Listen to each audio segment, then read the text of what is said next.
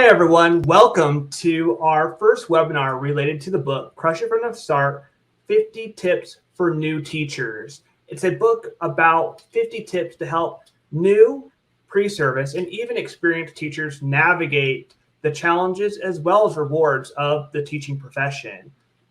We have a number of conversations that we're going to have, as well as an opportunity to dive into some of the topics of the book. Before we get started, though, I wanted to introduce all the authors of the book, including myself. So we'll first start off with Dr. Kevin Leichtman, Samantha Fecich, and Dr. Casey Jakubowski. And we'll talk about a little bit of our background in terms of education, as well as a focus on how we work with new and even experienced teachers in our work. Once we're done with the introduction, we'll jump into a 10-minute conversation relating to setting new boundaries for teachers. Then finally, we'll have about a 5-minute conversation. Each of us will do a roundtable discussing several of our tips that we discussed in the book, and we'll then close. So go ahead, Dr. Kevin Leichtman, and we'll do the roundtable. Well, thank you for the shining introduction. I'm Kevin Leichtman. I taught for 8 years, every grade level from 7 through 12. I currently teach undergrads at Florida Atlantic University, typically with equity and diversity courses for pre-service educators. Love working with pre-service educators, such an important part. Dr. Sam, how about you? Yeah, hey everybody, I'm Dr. Sam Fecich, and I absolutely adore raising up that next generation of educators. I get to work with pre-service teachers every day from freshman year all the way through their senior year and get to see them student teach. It is so much fun, and I teach courses related to ed tech and special education. I'm also an author and a podcast host and consultant, so I absolutely adore working with our pre-service educators, just helping to empower them and make them feel secure in their choice to become an educator, which is the best profession on the planet. In my opinion, it truly is the best profession on the planet. Casey, I'm kicking it over to you, my friend. Thanks, Dr. Sam. You are one in a million. And thank you, Dr. Kevin and Dr. Matt. I'm Casey Jakubowski, a consultant, author of a few books. Also do a little bit on the internet with podcasting, mostly as a guest. And I like to do keynote presentations as well. My job currently is I am so blessed to work with doctoral students who are mid-career and they are trying to earn a doctorate in educational leadership. And my role and responsibility is going out and helping not only the folks that I work with directly, but the undergrads in the past, as well as mentor teachers. I am a proud mentor teacher alumni of the University at Buffalo program. And one of the big strong points that I like to bring to the table is we are all in this together.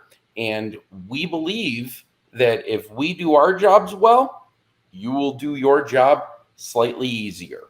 So I'm going to kick it back to our amazing facilitator, Dr. Matt. Thank you, everyone. Hey everyone, I'm Dr. Matt Rhoads, and I work with teachers at a consortium of adult schools, as well as through one of our state universities in California in a dual language and English language learner program. I've experienced teaching general education, as well as special education and co-taught classrooms throughout all secondary levels.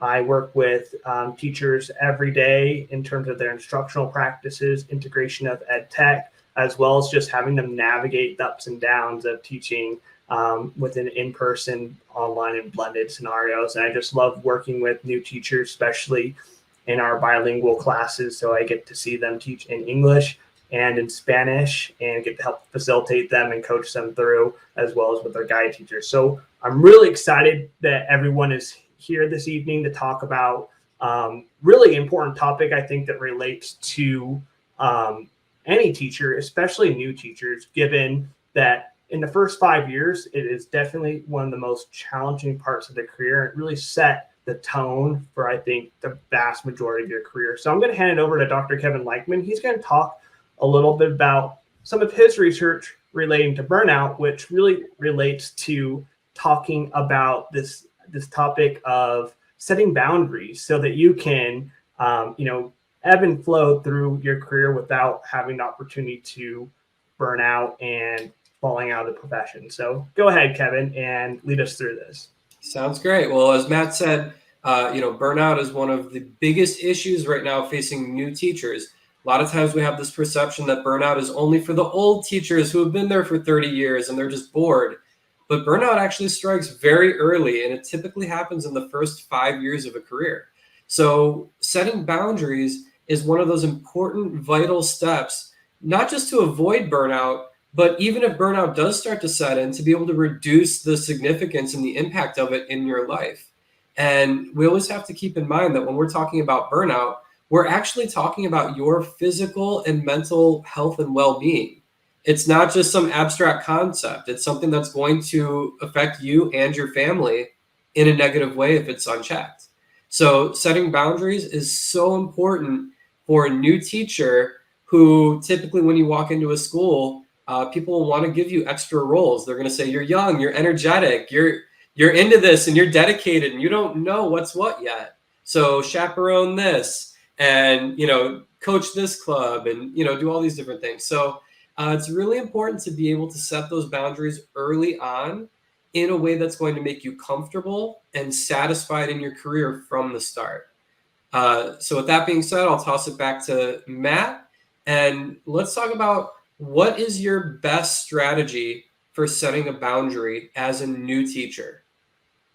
Yeah, so I'll start, and we mentioned this a lot in the book, and it's about this idea of thinking less is more, and not striving for perfection, because perfection is the enemy of, I think, successfully navigating your career as a teacher, because teaching, I believe, is truly a imperfect perfect. So you're going to be navigating a lot of different challenges and rewards, and you're dealing with people all day. You're dealing with kids, you're dealing with adults, you're dealing with people, and people are really imperfect, and we can create environments the best that we can, but at the end of the day, you're going to have some days that don't necessarily go well, and you're going to have days that go awesome. But at the same time, though, in order to set yourself up for a sustainable practice, is that you got to set these boundaries. And I think, just for myself, when I'm thinking of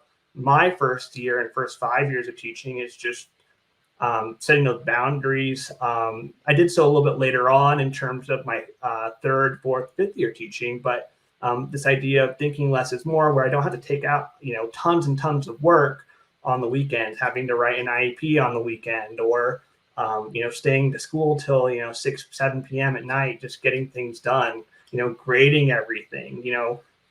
You can create certain practices that can help you, be sustainable by just saying, hey, I don't need to grade everything, or hey, I don't have to write that IEP over the weekend. I can, break it up over the week. And then also, I think this idea of self-advocating for yourself, and I think that a lot of us will talk about that as well. So I'm going to pass over to Dr. Sam to talk a little bit about, her experience and how she, sets boundaries for herself, but also her students. Yeah, thanks so much, Matt.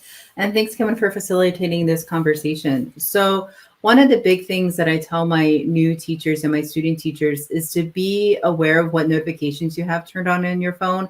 That can be your email, that could be social media, it can be whatever, but be mindful of what notifications you set, so your phone's not ringing and dinging all the time, and that you have your notifications maybe turned off at a certain time, so they don't come on maybe at 9 p.m. or something like that. So be mindful of the notifications that you have set, and be responsible with that. And then my next tip was from a colleague of ours named Brent Cooley. He has a strategy called "Don't Feed the Stray Cat," which will make sense in a second here. So he shares a story on his podcast about how whenever he was a first-year teacher, he had his phone available.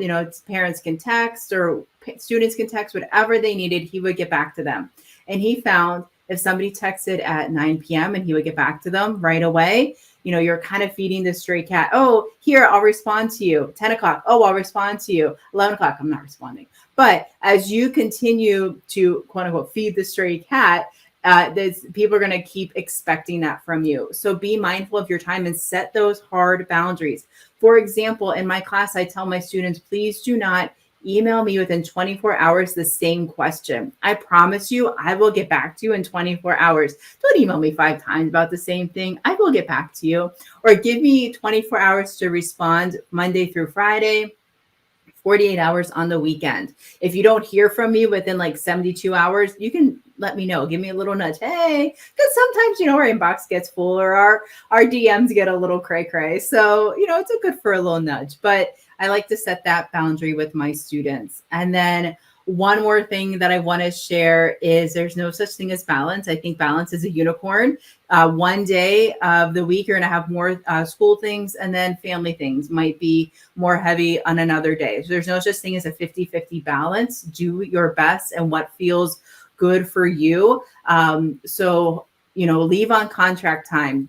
I would challenge you to have a contract time leaving buddy that can help you be accountable for leaving at 4 o'clock or 3:30 or whatever it might be. Because you know what? No matter how early or how late you stay, there's always going to be something on that list to do. And that's okay. That's okay. Take a breath. It's still going to be there when you get back in the morning. And then another thing I challenge new teachers to do is don't bring home homework. Start with 1 day a week. Don't bring homework 1 day. Can you do it 2 days next week? Can you do it 3 days? What are some ways you can start building that out so you're not always bringing a bag of homework home and bringing that same bag back? Or if you were like me, that bag would go for a ride in the car to your house and a ride home back to school. I wouldn't grade it like I thought I would. So, be mindful of your time, set those boundaries, be gracious with yourself. Some days they're going to have more schoolwork. Some days you're going to be able to be more with your family, but be gracious, try some new strategies out, and reflect along the way. So those were my tips for setting boundaries. Casey, what about you? Sam, absolutely amazing thought. And I saw Kevin supporting us along the way, and I really appreciate that. One area that I want us to really focus in on is this concept of who am I, not as a teacher. We need to separate our identity, and we need to make sure that while we're giving our all to our students, we don't give our all to the system. Education is built upon the free labor of many. And I want you as new teachers to value your time. Consider yourself an employee, but also consider this thought. How much would I get paid if I wasn't doing this under contract? How much is my time worth? And I think for me, having hobbies where I intentionally cannot be around technology on the weekend is super critical, because you have to not only value your own time, but you also have to seriously unplug for at least 24 hours. Please give that your undivided attention of you. And I love the fact that my hobby is going out in the woods, having a campfire that's done sustainably and conservation minded. And yeah, I do a really great tinfoil lunch with a hamburger and a little bit of carrots and onions and potatoes. But, at the end of the day, listening to those birds, listening to the wind, seeing the stars, and not checking my phone is one of the greatest moments of Zen I ever had, because your time now is extraordinarily valuable. Your time is your future, and don't borrow against your future, because if you continuously borrow against your future, you are seriously going to go into debt way too quick. And as my father used to say, and my grandfather before him, Mother Nature is an extraordinarily jealous bookkeeper. So your time is worth your future. And that's what I'm going to say. So should I throw it back to Kevin? I think I should, because he looks like he's got to say something. Yeah, of course. I've always got something to say. So I'm actually going to branch off a little bit of what Casey said. And when people discuss setting boundaries and how do we do that, especially as new teachers, a lot of it is how do we say no to things? And one thing I want to encourage any new teacher out there is think about the things that you need to say yes to, because there's a lot that we miss when we get so absorbed with teaching. And in those first few years, you're going to want to be absorbed because you want to be a great teacher, which is excellent. It's not a bad feeling. But don't forget to say yes to family and friends. Don't be afraid to say yes to your hobbies, like what Casey was mentioning with his outdoors. I'm an indoor guy, especially in Ohio in the cold. I want to be bundled up. But make sure you're saying yes to those things that are passions. And even to go one step further, begin saying yes to things that may not be your passion yet, something new to explore. Because a lot of us, when we get in that teaching routine, we kind of shut down to, this is what I do during the teaching day. This is how I recover or cope when it's a bad day. And we stay in that cycle. And when you stay in that cycle, it's very easy to be burnt out, even if you're setting decent boundaries. So make sure that you're not just advancing your teaching career, but you're saying yes to other opportunities to advance your life and your own personal growth. So I think all of the tips that were shared are excellent. Just want to encourage you, say your no's when you need to, but also be saying those yeses. And let me toss it back to Matt, and I think he's got something else for us. Yeah, so we'll quickly just go around the table in terms of, what are some of our ways to say essentially no, but doing it in a way that sets a boundary. And I think for myself, I like to use yes and, because and gives me the opportunity to say, and I have to do this before I do that, or I have, a lot of things I gotta, get completed first. And because and gives you the opportunity to say, hey, I'm acknowledging that I can get this done possibly in the future, but I'm not saying but. I'm saying and, because I'm going to have to do all these other things. Because but makes it seem like it's an excuse. And I think frames it as a way that you're not making an excuse, but you're saying essentially, hey, there's some things that I'm going to take care of, although I'm thinking about what you told me, and I can, hopefully get to that later in my day or week. And I think also another phrase is that you can say to others is, I'm thinking about this right now and I will get back to you soon. And you kind of say, I need to dwell over this, and then essentially get back to that person. And I know that some things may have a set of immediacy, especially speaking with a family or a guardian or administrator, but you don't have to respond to someone, as fast as, you would your best friend. You can just sit on it and, and use those types of phrases as well and say, hey, I'm thinking about this. I'll get back to you on X time. Unless, for example, they give you like a harsh deadline, which not very often people do in any sort of communication. So I'm going to throw it over to Sam, and then Casey will share his thoughts, and then we'll move on to our next topic. Yeah, sounds great. So whenever I'm asked to do something, maybe it's a volunteer opportunity that's outside of like normal commitment or committees or things like that, especially if it's going to be something that is time intensive. For example, if you're asked to be a lead faculty or a teacher mentor for a specific group. So thinking about the time it takes to get everything all ready for that. What do you have to plan? So I like to think about it. Am I going to be excited to do this whenever the time has come to do this? So for example, it's in March. Am I going to be as fired up and excited to do this in March as I am right now? If so, then yeah, I'll do that. If I have to, I don't know about this, saying a phrase, something like, let me consider that, or I can't give that the time it needs right now. So if it's a lot of prep, and have a young family, that is you're focusing on your family. So in this stage of life, you can't commit to being a faculty lead for a specific group, something like that. But always thank the person for thinking of you and asking you to do that. I think that's really, I'm acknowledging that you thought of me. That is awesome. Thank you so much. At this time, I can't commit to that right now.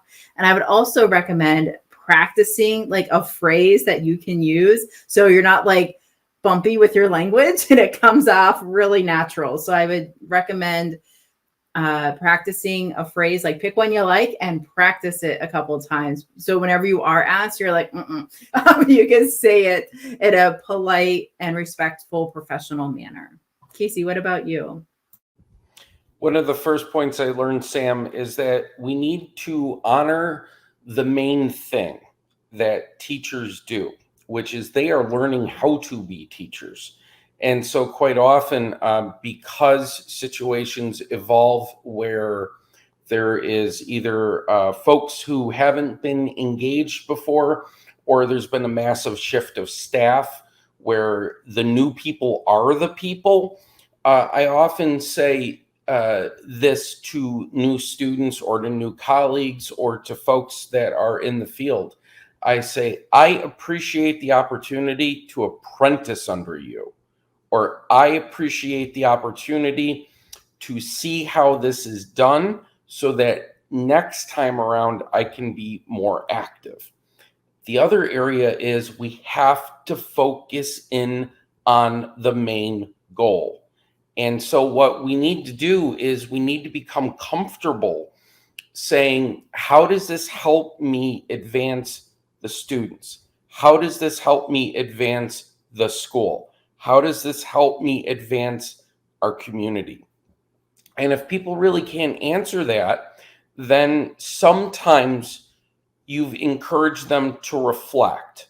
And so I think as a new person with new sets of viewing or a new set of eyes, get everybody on the team to reflect about why things are done in what I refer to as tradition. Do we need to do it differently? Don't let tradition become concrete. Make it more like Jell-O. It can move, it can adjust. And you add a little bit of whipped cream and boy, it tastes so much better. So I think from that perspective, I'm going to kick it over to Kevin because he has got a smile on his face. I always do when I'm with you guys. So the go-to phrase that I have whenever somebody's crossing my boundary, I say, how would you like me to prioritize this? And it's a very simple phrase, and it's not harmful. It's not aggressive. It's just, how do you want me to fit this into my priorities? And it's such a key for a new teacher to be able to say that, because everybody knows that you're going to be overwhelmed, right? You're building lesson plans out from scratch for the first time. You're doing preps that you've never taught before. You're teaching a grade level you've never taught before. So there are many adjustments all happening at once. Everybody knows you're overwhelmed. But if they think that you can handle it, or if they believe that you're handling it well, they will keep piling on. So I use that phrase instead of saying no, so I can show them that, hey, I do have priorities here, and I don't know how to fit this new task that you're asking for into what's already on my workload. And oftentimes this kind of phrase will help get you the mentorship that you need to figure out, okay, I can balance this during my workday and here's how, or maybe it's unmanageable, but now I've pointed that out and called it out in a very safe way where now my administrator can see I am too overwhelmed and this will put me over the edge. So, having phrases like this, and every phrase that was said was a winner. But like Sam said, if you pick a phrase, you feel comfortable with it, you practice it, you'll be able to say it with confidence in those moments where it matters most. And those can be the most successful parts of keeping your career fresh without it overwhelming you. All right, so let's kick it back to Matt. Tell us what's next, my friend. Yeah, so many great tips there that relate to setting boundaries, which we do talk about more in depth in the book, which is really exciting because I think one of our main goals of the book is to create a sustainability in terms of practice, and we want you to have an enjoying, fulfilling, and sustainable career, and that's something that we really have a passion about for new and experienced educators alike. So what we're going to do now is jump into a short little roundtable of just kind of a shout out of a number of major topics that we talk about in the book. We're going to refer to some of those topics and kind of give a little bit of a summary of those types of tips. And then what we'll do is kind of just go in a culminating thought of some of the things I'm really excited about this book and why you should pick it up. And then we'll close. So first, we'll start with Sam, Casey, and Kevin relating to those tips that we'd like to refer to in those topics, and then I'll close out there, and then we'll talk one last thing about why we're excited for this upcoming book. Go ahead, Sam. Yeah, thank you. So one of my favorite topics in the book, coming from the ed tech professor lens, is ed tech for formative assessment and just for quick activities and quick wins in your classroom. So one of my favorite parts was all the ed tech we put in there. It's not overwhelming. It's here's some quick ideas of how to use educational technology in your classroom with purpose, the why behind it, how it's going to support your students, and maybe a few ideas sprinkled in there. So really quick, one of my favorite tools that we mentioned, well, a couple of my favorite tools that we mentioned is Lumio for interactivity with the interactive whiteboard or for students on their laptops or mobile devices. Of course, we talk about Kahoot and Nearpod and Pear Deck. We also talk about QR codes and Flip, just some amazing tools to get your teacher brain thinking about how can I use these educational technology tools with purpose in my classroom with my students, taking those small steps towards integrating technology in their classroom, and then using the data to make those great teaching decisions. So mine would definitely have to be the ed tech. What about you, Casey? Sam, thank you. You really set this up for a huge win because after all, we do have our website, we have our hashtag, which I do believe is 50 teacher tips. I think the other area is that we really want you to go become part of the conversation, 50teachertips.com, because one of the areas that I really like to talk about is who is your professional learning network and how can you gain interdisciplinary expertise.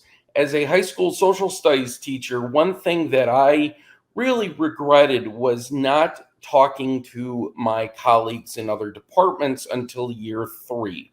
Partially it was because I was new and I was overwhelmed, but partially it was also I didn't get the idea behind interdisciplinary.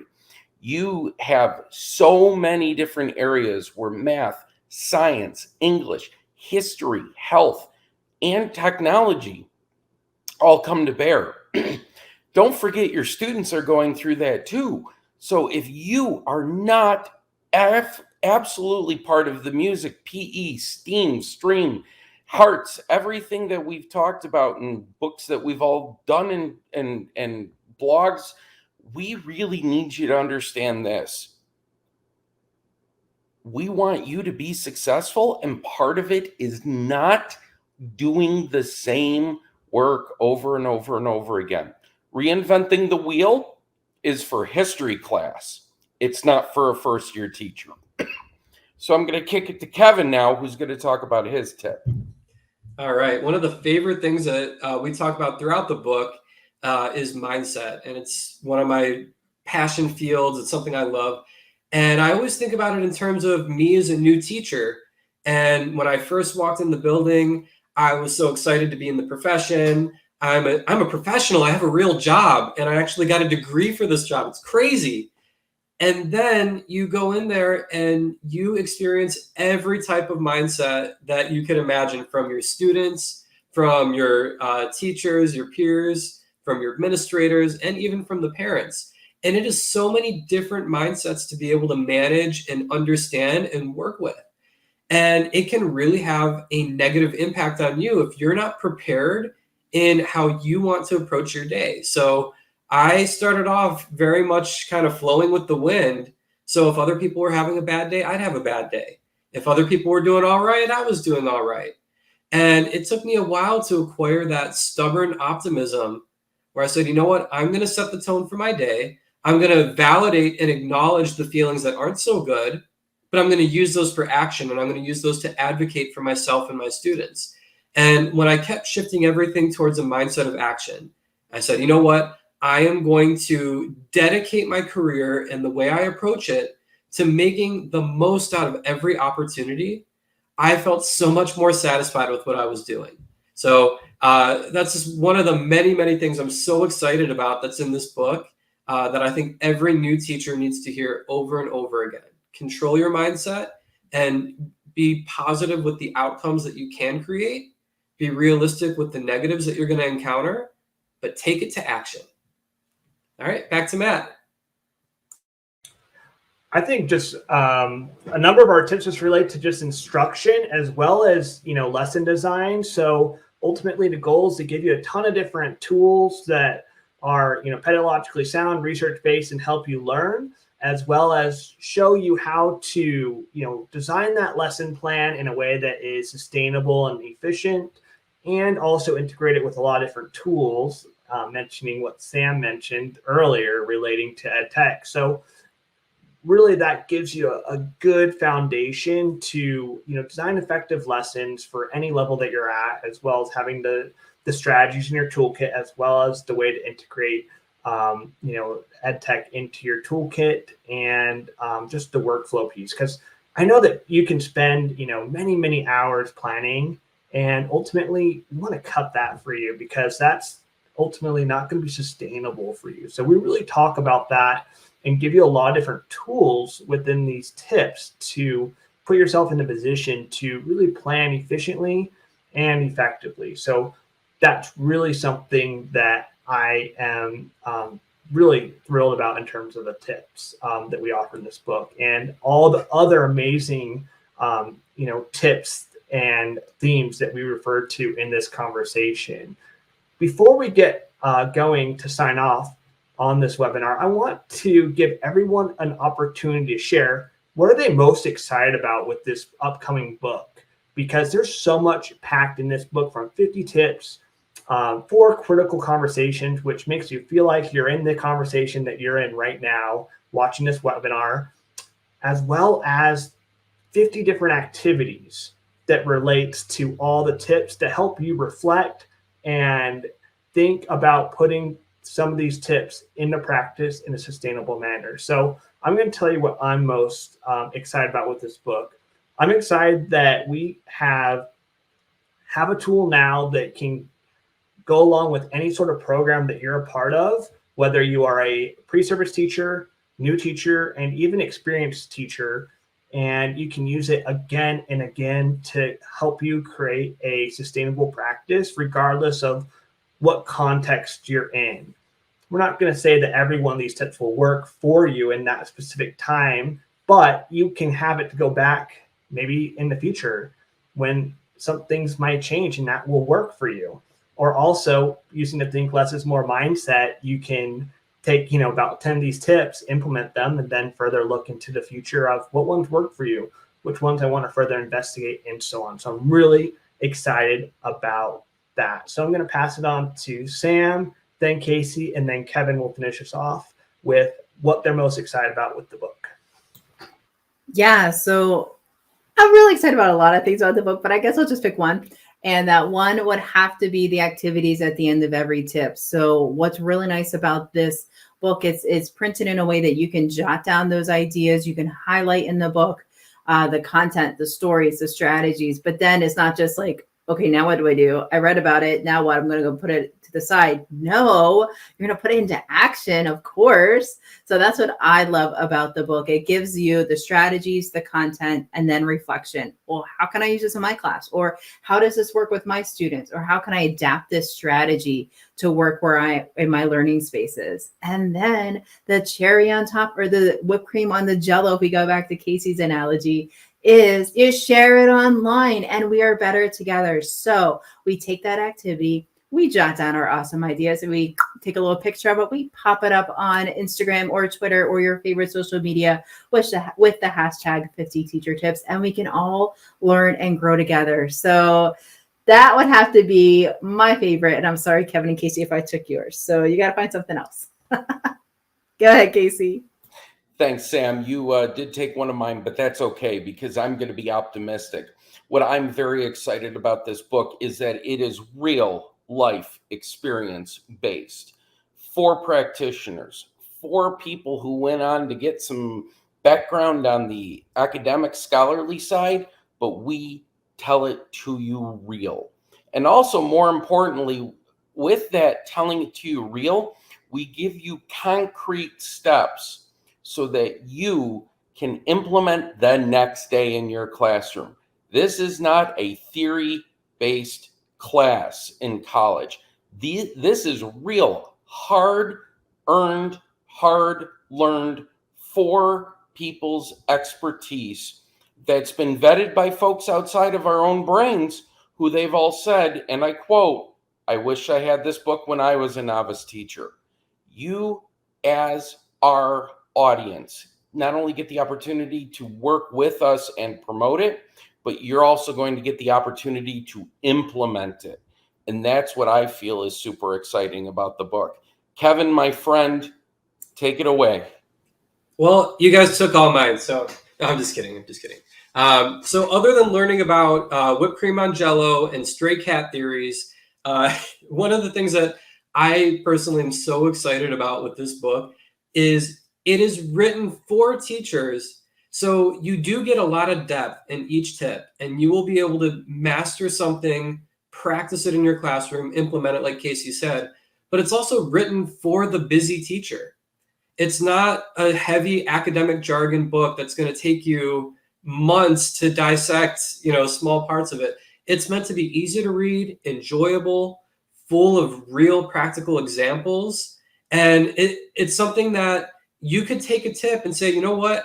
I've got a planning period and I'm actually ahead of things. I've got a lunch break and I just want something enjoyable to read while I think about my practice and reflect. It's something you can pick up really quickly, grab something new and bring it to your classroom that day. And that's how we designed it. That's what we hoped for. It is easy to read. It's enjoyable. It's relaxing, but it's also going to challenge you. I think we've got a great mix of that balance in particular. So, Matt, want to bring us home? Yeah, no, that sounds great. So many fantastic insights just from our conversation today on the vast topics that we covered. And we're super excited for this book coming out soon, or even when you are watching this, it may be out. So please check it out at 50teachertips.com, SchoolRubric.org, and on Amazon to purchase the book. We're interested in connecting with you as a teacher or your district or your university or your professional organization to support any sort of book studies, as well as professional learning that can go along with this book, as we're here to work #better together. Thank you so much, everyone, and we hope to connect with you soon. Bye.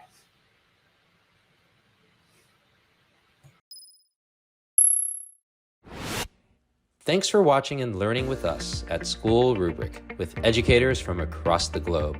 For more access to articles, magazines, podcasts, live episodes, our international school directory, courses, and more, visit us at schoolrubric.org. Thank you.